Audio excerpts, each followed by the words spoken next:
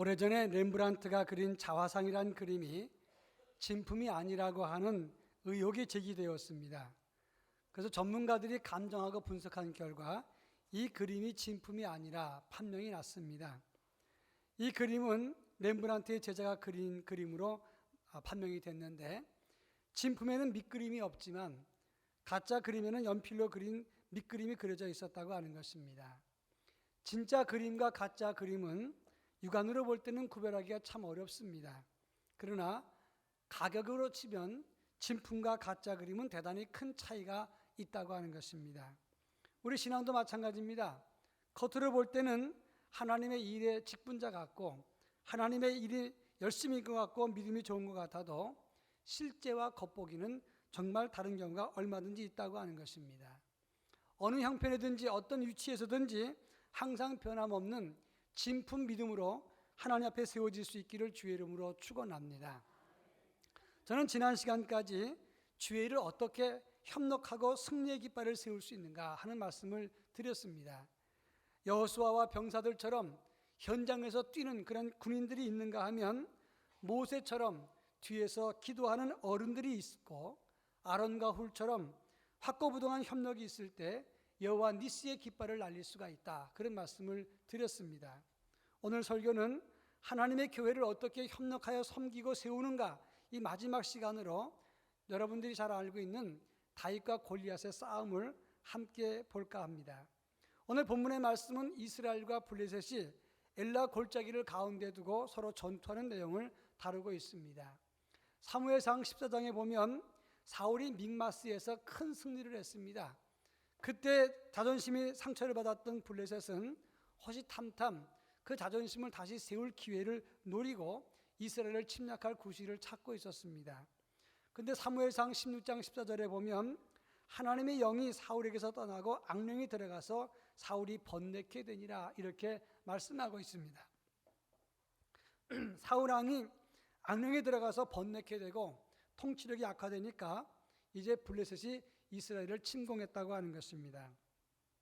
엘라 골짜기는 예루살렘 서남쪽 23km 지점에 있는 그런 좁고 긴 그리고 아주 급격한 경사로 만들어진 협곡입니다. 이 엘라 골짜기가 뚫리면 예루살렘은 금세 무너지게 된다고 하는 것입니다. 이 골짜기를 마주 보면서 이스라엘과 블레셋이 서로 대치하고 있었습니다. 그런데 그 균형이 깨진 것이 순식간입니다. 블레셋에서 골리앗이라는 장군가 나와서 이스라엘과 하나님의 군대를 모욕합니다. 그리고 나와 싸우자 40일 동안 소리 지르면서 시비를 하고 모욕을 했습니다. 그런데 사무엘상 17장 11절에 보면 사울과 온 이스라엘이 블레셋 사람의 이 말을 듣고 놀라 크게 두려워하니라, 이렇게 말했습니다. 여기서 놀랐다는 말은 하다트라고 하는 말인데 이 말은 파괴됐다, 극도의 공포심에 사용되는 말입니다. 두려워하다는 말은 야레라는 말인데 강력한 힘 때문에 정신적으로 압도당한 상태를 의미하는 것입니다. 골리앗 장군이 소리 지르고 그리고 싸우자고 시비할 때 이스라엘은 크게 두려워서 그 마음이 파괴되고 그리고 정신적으로 그들은 두려운 상태에서 압도당했다고 하는 것입니다. 이 본문을 통해서 어떤 믿음이 어떤 상태가 전쟁을 이길 수 있는 것인지, 또 우리의 인생과 믿음을 역전시키려면 어떤 자세가 필요한지를 이 말씀을 통해서 함께 살펴볼까 합니다. 제일 먼저 23절 말씀을 다 같이 한번 읽어보겠습니다. 23절, 그들과 함께 말할 때에 마침 블레셋 사람의 싸움 도두는 가드 사람 골리앗이라 하는 자가 그 전열에서 나와서 전과 같은 말을 하매 다윗이 들으니라. 오늘 23절에 보면 싸움을 도두는 가드 사람 골리앗이라 그랬습니다. 싸움을 도두는 장수란 말은 기세를 잡고 이끄는 장수라, 그런 뜻인데 어떤 전투에서든지 그 전투를 휘어잡고 도두는, 싸움을 도두는 장수가 있을 때 승기를 잡을 수가 있다고 하는 것입니다.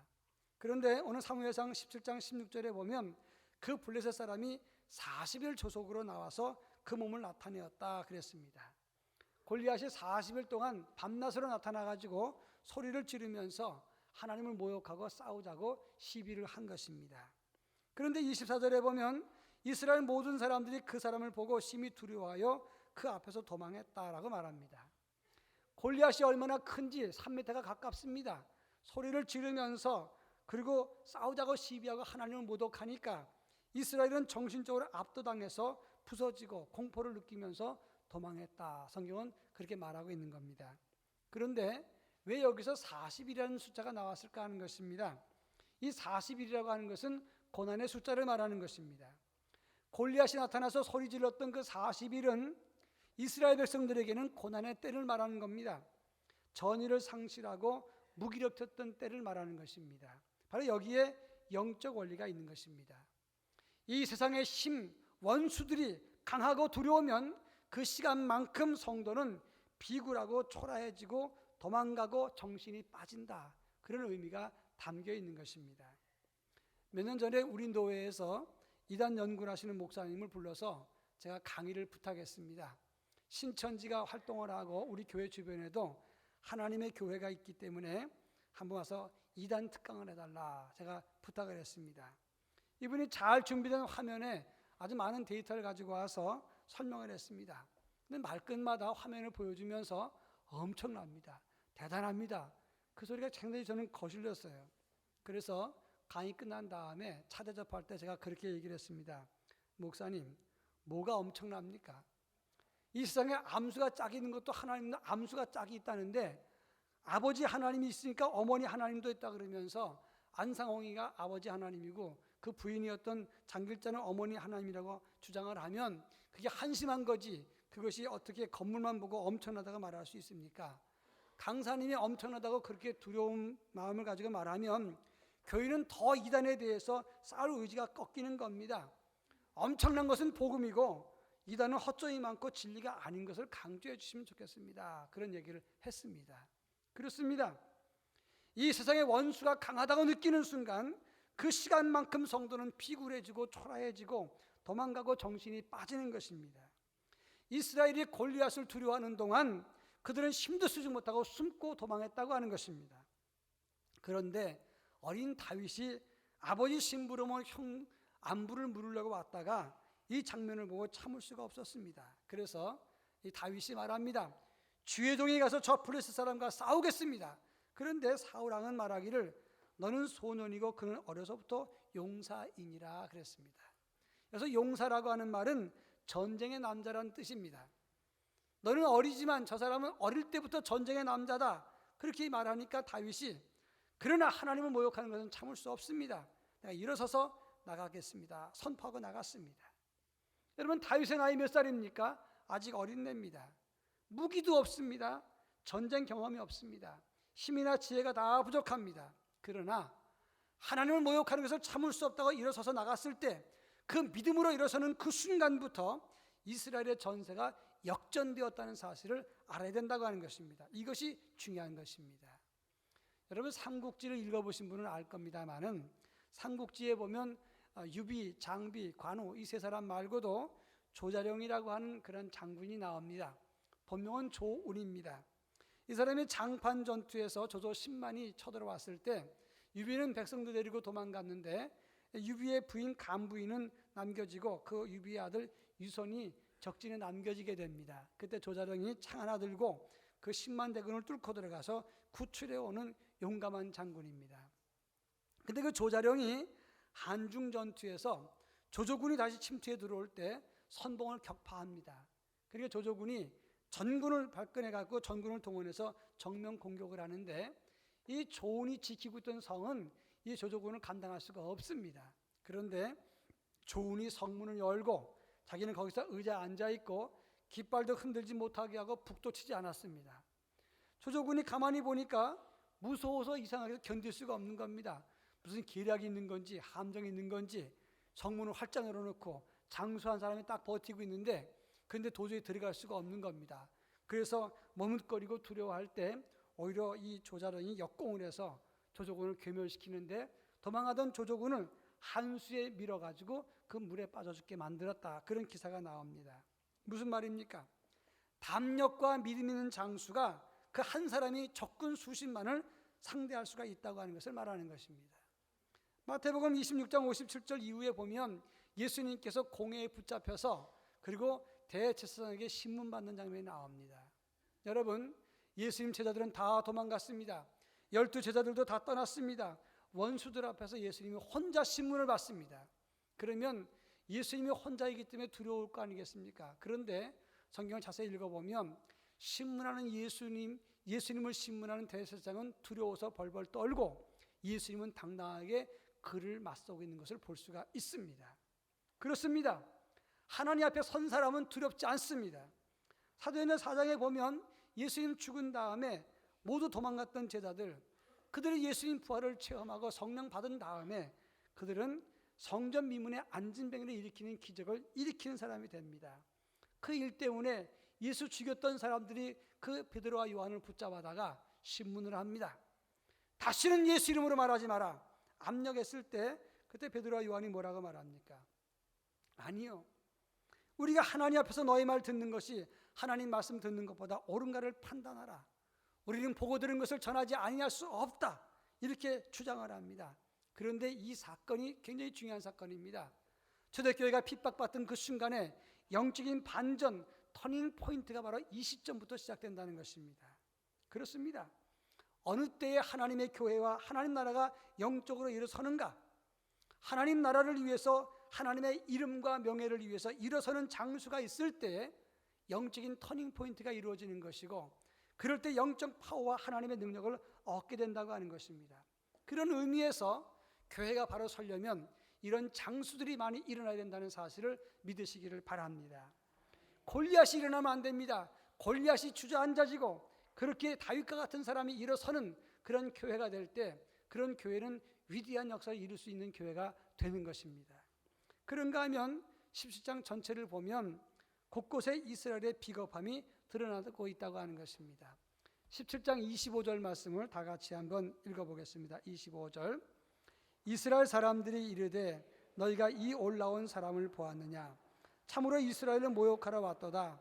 그를 죽이는 사람은 왕이 많은 재물로 부하게 하고 그의 딸을 그에게 주고 그 아버지 집을 이스라엘 중에서 세금을 면하게 하시리라. 오늘 본문에 보면 그가 이스라엘을 모욕하러 왔도다. 이스라엘 군대가 다 알고 있어요. 그러면서 말하기를 그를 죽이는 사람은 왕이 많은 재물을 주고 딸도 주고 세금도 면제해 준다더라. 그 사실을 다 알았습니다. 한마디로 말하면 이 사울 왕이 상금을 내건 겁니다. 그러니까 장수들이 모여서, 군인들이 모여서 335 참 좋겠다, 많은 재물도 주고 왕의 부마를 삼고 세금도 면제해 준다니 얼마나 신나는 일인가, 참 좋겠다 말을 많이 합니다. 근데 그것으로 끝이에요. 아무도 나서는 사람이 없습니다. 오히려 24절에 보면 심히 두려워하여 도망했다. 그냥 말만 많이 했을 뿐이고 도망하고 숨었다는 말입니다. 그런데 그 사실을 듣고 다윗이 자세히 묻고 내가 나가겠다 말했을 때 다윗의 큰형이었던 엘리압이 뭐라고 말을 합니까? 28절 말씀 다 같이 한번 읽어봅니다. 28절.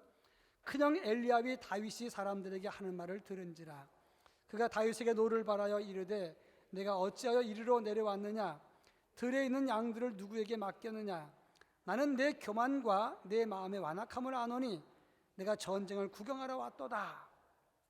다윗이 아무도 안 나서니까 내가 나가겠다 했을 때 그 형은 화를 내면서 내 교만과 내 완악함을 안다. 네가 전쟁을 구경하러 왔느냐? 책망을 하고 야단을 쳤습니다.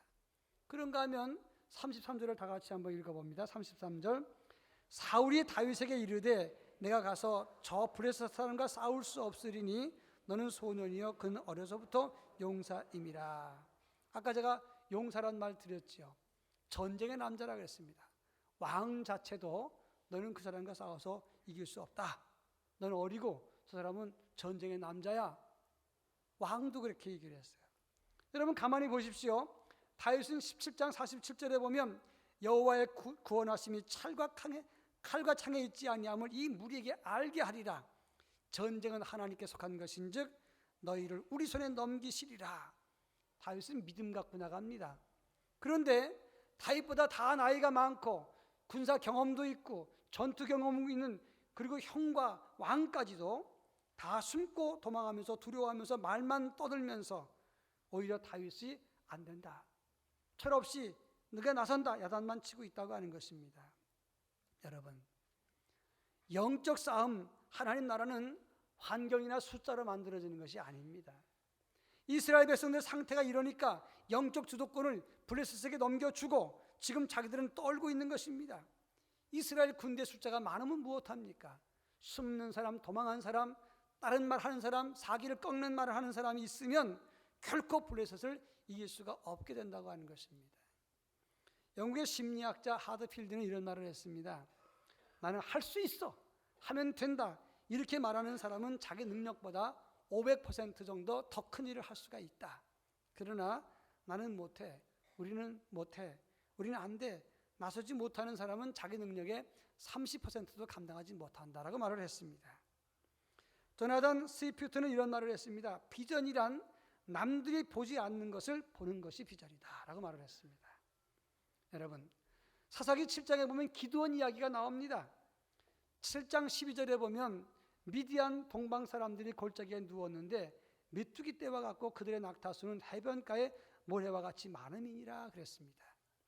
미디안 사람들이 쳐들어왔을 때 그 숫자가 얼마나 많은지 바다의 모래수처럼 메뚜기 떼처럼 많았다 그랬습니다. 기드온이 어떻게 합니까? 그들을 봤습니다.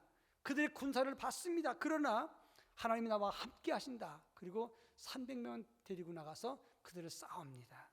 그런데 싸우기 전에 적진을 정탐하는데 이 미디안 사람들 초병들이 서로 지난밤에 꿈 이야기를 합니다. 어젯밤에 꿈을 꿨는데 이스라엘 진에서 보리떡 한 덩어리가 나와서 이스라엘 진영으로 굴러가는데 들어오자마자 다 이 미디안 진영을 다 무너뜨리더라. 근데 그것은 기드온의 칼이야라고 말을 합니다. 그때 이 기드온은 승리를 확신했습니다. 이 보리떡 한 덩이라고 하는 것은 비천한 음식인데 비천하고 초라한 신분의 기드온을 의미하는 것입니다. 근데 그 기드온이 미디안 진을 다 무너뜨린다. 그것이 기드온의 칼이라고 말했어요. 아무리 숫자가 많아도 우린 기드온을 이길 수 없다라고 말했습니다. 이미 전쟁은 끝난 거예요. 왜냐하면 그들은 이미 패배 의식 속에서 질 거라고 하는 생각에 꽉 차 있었기 때문에 그렇습니다. 숨은 사람, 할 수 없다고 하는 사람은 결코 할 수 없습니다. 예루살렘에 통곡의 벽이 있습니다. 여러분 화면에서 많이 보셨죠? 통곡의 벽은 많은 이 바위 같은 돌로 쌓아져 있어요. 높이가 한 20m 가까이 된다고 하지 않습니까? 근데 그 틈 사이에 쪽지들이 많습니다. 사람들이 와가지고는 기도 제목을 적어놓고 거기서 울면서 머리를 흔들면서 통곡의 벽에서 기도하는 거예요. 그런데 최근에 그 통곡의 벽 앞에 가게에 팩스가 설치되어 있어가지고 전 세계에서 팩스를 사람들이 기도 제목을 보내준다는 거예요. 그럼 그걸 갖다가 대신 사람들이 꽂아놓고 돈을 받는 거예요. 송금하고 손을 주는 겁니다. 굳이 나오지 않고 드러나지 않으면서도 자기 소원은 내놓는 사람이 많아졌어요. 유대교에서 고민스럽다는 겁니다. 심각하게 생각한다는 거예요. 왜냐하면 이제는 나오지 않고 가만히 숨어 있으면서 자기 소원만 쏙 내고 돈 몇 푼 던져주고 이러는 유대교는 앞으로 생명력이 없다 걱정한다는 겁니다. 그렇습니다. 하나님 나라는 아무리 숫자가 많다고 해서 이루어지는 것이 아닙니다. 숨어있는 사람, 평가하고 비평하는 사람, 말하면서 두려워 떠는 사람이 하나님 나라를 세우는 것이 아니라 믿음을 갖고 있는 사람이 하나님 나라를 세울 수 있다고 하는 것입니다. 제 모교회, 제가 세례받은 교회는 제 나이와 비슷한 그런 교회입니다. 그런데 지금 여전히 100명이 안 넘어요. 70명, 80명 늘 그 자리에 있어요. 저는 어릴 때 제가 다닐 때 교회에서 부흥회 하는 걸 한 번도 못 봤습니다. 그리고 교인들은 은혜를 사모하지 않습니다. 그런데 늘 입버릇처럼 하는 말이 우리 교회는 작아, 우리 교회는 힘이 없어, 그래서 못해, 이렇게 못해 그래서 못해 신앙이 됐어요. 아무튼 작다고 하는 것, 못한다는 것에 꽉 차 있었어요. 제가 군대 가 있는 사이에 어떤 전사님이 부임을 해서 이래서는 안 됩니다, 우리 교회도 부흥회를 해야 됩니다. 그래서 부흥회를 하게 됐습니다. 강사를 모시고 부흥회를 하는데 강사님이 설교가 길면 설교가 길다고 말합니다. 또 어떤 항목에서 은혜가 안 되면 은혜가 없다고 말합니다. 분위기가 냉랭하니까 강사님이 설교하기가 참 힘들었어요.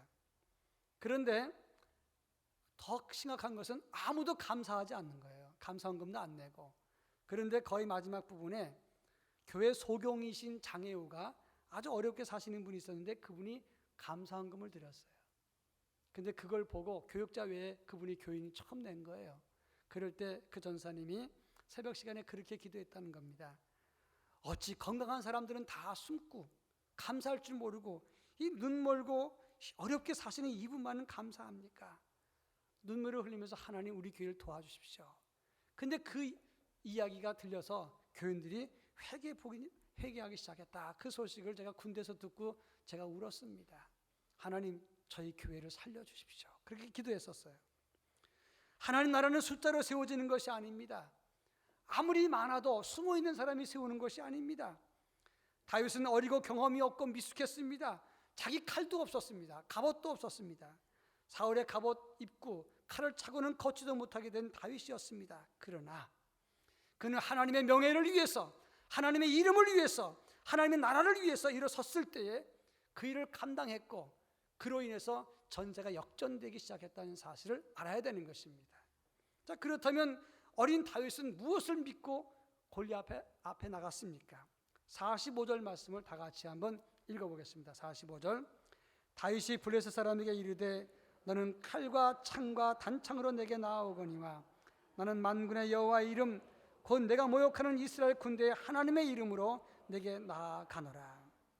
이 45절 한 절에 여호와의 이름, 하나님의 이름이란 말이 두 번이나 반복됩니다. 한마디로 다윗은 여호와의 이름 붙잡고 나갔습니다. 그런가 하면 35절부터 37절까지를 보면 이런 말이 나옵니다. 전에 내가 양떼를 돌볼 때 사자나 곰이 내 양을 물어가면 내가 따라가서 그것을 치고 그 입에서 새끼를 건져냈습니다. 주의 종 제가 사자나 곰도 쳤은즉 살아계신 하나님을 모욕한 저자도 그 짐승처럼 될 것입니다. 하나님께서 전에 나와 사자의 곰의 발톱에서 건져내셨은즉 이 블레셋 사람의 손에서도 건져내실 것입니다 라고 말합니다. 무슨 말입니까? 하나님이 지금까지 지켜주었으니 앞으로도 지켜줄 것을 믿습니다. 그 믿음으로 나간 것입니다.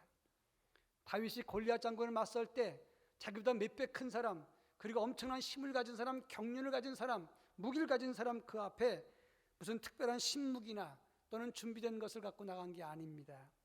오직 여호와의 이름, 여기까지 인도하신 하나님의 손길과 나를 지키신다는 그 믿음을 가지고 나간 것입니다. 디모데후서 1장 12절에 보면 이로 말미암아 내가 또 이 고난을 받되 부끄러워하지 아니함은 내가 믿는 자를 내가 알고 또한 내가 의탁한 것을 그날까지 그가 능히 지키실 줄을 확신함이라 그랬습니다. 이것이 바울의 고백입니다. 내가 믿는 하나님을 내가 압니다. 그 하나님이 나를 지켜줄 것을 확신합니다. 그래서 바울은 그 어려운 시련 속에서도 위대하게 복음을 증거하게 됐던 것이고, 이 믿음이 오늘 다윗의 믿음이고 이것이 승리의 비결이라고 하는 것입니다. 나는 비록 약하나 주 예수는 강하다는 흑인 연가가 있어요. 제가 이 찬송에 은혜 받았을 때가 언제였냐면 미국에 잠시 공부하러 갔을 때 시카고 트리니티 교회에서 어떤 흑인이 이 찬송을 눈물을 흘리면서 불렀어요. 제가 얼마나 감동받았는지 모릅니다. 근데 나중에 알고 보니까 시카고 트리니티 교회는 지금 오바마 대통령이 거기서 20년 동안 등록 교인으로 있었다는 겁니다. 근데 그때 이 흑인들이 그 인간 대접을 못 받았지만 믿음으로 찬송을 불렀던 그런 감동을 가지고 찬송을 불렀어요. 제가 예수 목사님께 부탁을 했는데 한번 들어보겠습니다.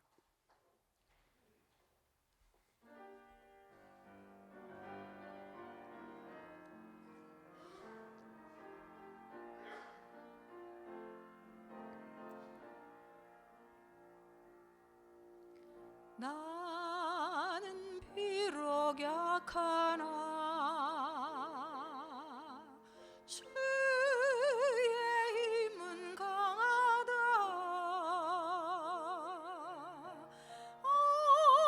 어려울 때 도우시니 날마다 가까이 걷겠네.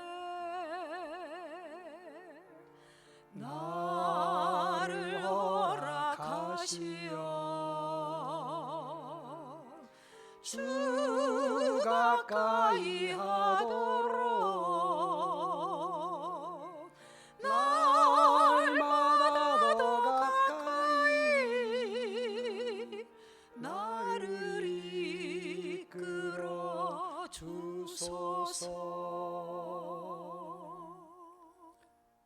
나는 비록 약합니다. 그러나 주의 힘은 강합니다. 어려울 때 도우시는 하나님이 나와 함께 하십니다. 여러분, 하나님을 믿습니까? 예수 그리스도의 보호와 인도를 믿습니까? 우린 약합니다. 바랄 것 없습니다. 갑옷도 없습니다. 칼도 없습니다. 그렇지만 칼 끌려서 걷지도 못했던 다윗이 가진 것은 물맷돌 5이었지만 주 예수는 강하기 때문에, 하나님 나를 붙잡아 주기 때문에 그는 믿음으로 나갔고 단 하나의 돌로 골리앗 장군을 물리쳤습니다. 여러분, 하나님을 의지하시기 바랍니다. 일어서는 사람이 하나님의 도우심과 기적을 체험할 수가 있는 것입니다. 지금 이 시대는 너무나 혼란스럽고 시끄럽습니다. 자기 뜻이 아니면 무조건 거부하고 단체 행동을 합니다. 양보와 이해, 협력이 없는 시대가 되었습니다. 제가 어저께 컴퓨터로 작업을 하고 있는데 가만히 보니까 인터넷에 이대란 말이 나왔길래 이게 또 무슨 이대가 또 높은 수준으로 나오는가 봤어요. 이대에서 고등학교 졸업한 직장인을 위해서 평생교육원에서 4년 대학 과정 단과대학을 신설한다. 그랬더니 이대생들이 과학과 중복된다고 대학 본관을 사흘째 점거 농성을 하고 교직원 46시간 동안 풀어놓지 않고 있고, 그리고 기말란 동상에다가 스프레이 뿌리고 훼손을 했어요. 그걸 보면서 답답하다 생각을 했습니다. 이 시대가 자기 뜻과 맞지 않으면 이렇게 나가는 이 시대 어떻게 다스려질까 생각을 했어요. 이 시대는 하나님을 모욕합니다. 하나님의 군대인 하나님의 교회도 욕보이는 시대입니다. 골리앗 같은 장수들이 나와서 우리를 억누르고 소리 지르고 모욕을 합니다. 많은 기독교인들이 숨어 있습니다. 두려워합니다. 그러나 이제는 일어서야 됩니다. 일어서서 여호와의 깃발을 들어야 됩니다. 힘을 모아야 됩니다. 양심은 붙들어 맸던 것을 풀고 이제는 양심을 붙잡고 신한 양심으로 일어서야 되는 것입니다. 하나님이 여기까지 도우셨으니 우리 민족을 사랑하시오. 하나님 도와주십시오. 기도해야 될 것입니다. 힘을 모아야 됩니다. 다윗처럼 일어서서 외쳐야 되는 것입니다. 어떤 캠프장에 기차가 고장이 나서 한 팀이 늦게 왔다고 합니다. 다른 사람들이 다 텐트를 쳤는데 어둑어둑할 때 들어왔기 때문에 각자 텐트를 치는데 껌껌해서 텐트를 칠 수가 없어요. 각자 작은 랜턴 가지고 텐트를 치려는데 부속품을 찾을 수가 없어요. 핀도 박아야 되고 볼대도 세워야 되는데 할 수가 없습니다. 근데 누군가가 아이디어를 냈습니다. 랜턴을 다 같이 갖고 와라. 나무 위에 묶어서 달아놨습니다. 그리고 가스등은 주변에 놨습니다. 그들이 주변이 환해져서 여러 사람이 동시에 텐트를 칠 수가 있었다고 합니다. 그렇습니다. 힘을 모으고 빛을 모으면, 믿음을 모으면, 일어서는 영성을 모으면 큰 일을 할 수가 있다고 하는 것입니다. 성경학교를 하든 또는 수련회를 하든 복음을 전파하고 지역을 위하는 일을 하든 하나님 나라나 이 땅을 세우는 일을 하든 어떤 일이라도 힘을 모으고 믿는 사람들이 일어서야 되는 것입니다. 그럴 때 위대한 역사를 이룰 수가 있는 것입니다. 골리앗아, 블레셋아, 만군의 여호와 이름으로 나가느니 내 돌을 받으라. 이렇게 외치고 믿음으로 일어서는 하나님의 거룩한 교회, 믿음의 사람들이 나타날 수 있기를 주의 이름으로 축원합니다. 기도하겠습니다. 사랑 많으신 하나님 아버지, 이 시대가 하나님을 욕보이고 있습니다. 이 시대가 정말 좀 더 붕괴되고 있는 느낌을 받습니다. 이와 같은 때에 많은 기독교인들이 숨고 도망할 때가 많았습니다. 그러나 연약했지만 믿음으로 일어섰던 다윗이 전세를 바꾼 것처럼 우리 믿는 사람들이 다시금 일어서서 기도하게 하시고, 그리고 외치게 하시고, 양심을 회복하게 하시고, 바르게 믿을 수 있도록 은혜를 더하여 주시옵소서. 무슨 일을 하든지 교회 일을 할 때 모두가 일어서서 작은 힘이지만 모아서 큰 역사를 이룰 수 있도록 인도해 주시옵소서. 예수님의 이름으로 기도합니다. 아멘.